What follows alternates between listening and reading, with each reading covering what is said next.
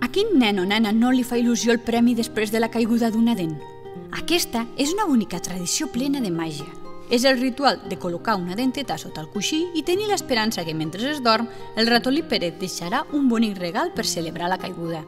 Així que, avui, explicarem el conte del ratolí Pérez per saber d'on ve i el perquè d'aquesta tradició. Aquesta és la història del ratolí Pérez, que es diu Pepito. És el ratolí de les dents, un petit ratolí de ciutat. Ell vivia amb la seva família a la paret d'un edifici entre el departament 1A i el 2B. La seva casa no era molt gran, sinó més aviat era un petit forat, però era bastant còmode. La seva família no tenia molts diners, però s'estimaven molt i no els hi faltava el menjar. Ells vivien dalt d'un forn, on per les nits, en Pepito Pérez i el seu pare visitaven per buscar farina i altres coses per menjar. Un dia, en Pepito Pérez va escoltar un gran enrenou a la casa de dalt de casa seva i, com era un ratolí molt curiós, va pujar per les canonades. Quan va arribar es va sorprendre molt. Va veure un munt d'aparells estranys, unes flors, uns quadres, unes butaques, un ordenador. Semblava que tenien nous veïns, que tenien unes eines molt estranyes. Al dia següent, Pepito Pérez va tornar a pujar a veure qui eren, perquè tenia curiositat de saber què era tot allò i per a què es faria servir. Un cop dalt, va descobrir que al pis de dalt s'havia muntat una clínica dental. Quan va entendre per a què servien tots aquells aparells, en Pepito Pérez es va entusiasmar i va pensar: «Vull ser dentista, el ratolí de les dents».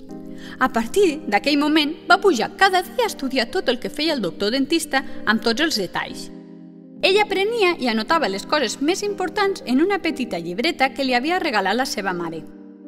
Pepito Pérez era molt bon estudiant i sabia que havia de practicar, així que cada nit, després d'estudiar a la clínica dental, practicava amb la seva família el que havia après. A la seva mare li va deixar les dents molt netetes, al seu pare li va curar un mal que tenia en un queixal i a la seva germaneta li va treure un tros de formatge que li havia quedat clavat en un dent. Des d'aquell dia, el ratolí Pérez va ajudar i curar els problemes de les dents dels altres ratolins del veïnat.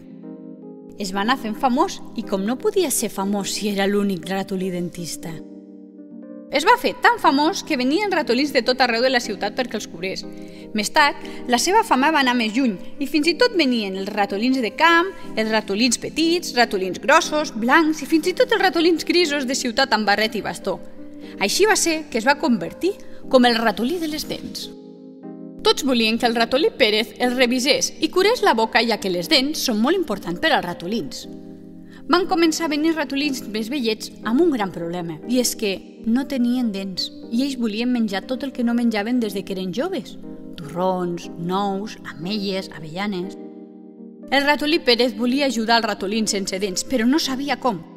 Així que va pensar com ho podia fer. Quan tenia un dubte, el ratolí Pérez pujava a la clínica dental a observar. Llavors va fer com sempre, va pujar i allà va veure com el doctor dentista li posava unes dents a un padrí. Llavors el ratolí Pérez va pensar: «Interessant, aquesta és la solució, he d'aconseguir dents». Però aquestes dents que posava el doctor les feien en una gran fàbrica per dentistes, eren enormes i no li servien per a res. Llavors van passar uns dies i no trobava la solució, fins que un dia va aparèixer a la clínica un nen amb la seva mare.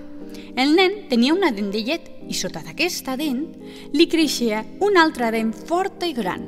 De cop va escoltar: «Senyora, cal que s'esperi que li caigui la dent de llet, perquè a sota li està sortint una dent nova». Llavors el ratolí Pérez va trobar la solució i va pensar: «Aquest nen no necessita més la dent, aniré a casa d'aquest i li compraré la dent quan se li caigui». I així ho vas fer.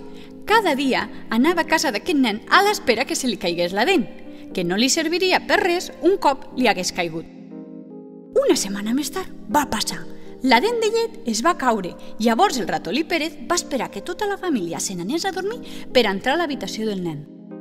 El ratolí Pérez li va costar molt trobar la dent, però al final la va trobar. El nen l'havia deixat sota el coixí perquè s'havia quedat adormint mirant-la. Llavors, el ratolí Pérez va agafar la dent i el nen li va deixar un bonic regal com a pagament per la dent. Al matí següent, el nen va buscar la dent, però no la va trobar. Però es va endur una gran sorpresa, un regal. I com sabeu, a tots els nens i nenes els encanten els regals. Així que aviat va córrer a explicar-ho a tots els seus amics i amigues de l'escola. I així va ser que a partir d'aquest dia tots els nens i nenes van deixar les seves dents de llet sota el coixí perquè el ratolí Pérez les passés a buscar i els hi canviés a canvi d'un bonic regal. I aquesta és la història del ratolí Pérez, el ratolí de les dents, i el per què desapareixen les dents de llet quan les deixem sota el coixí.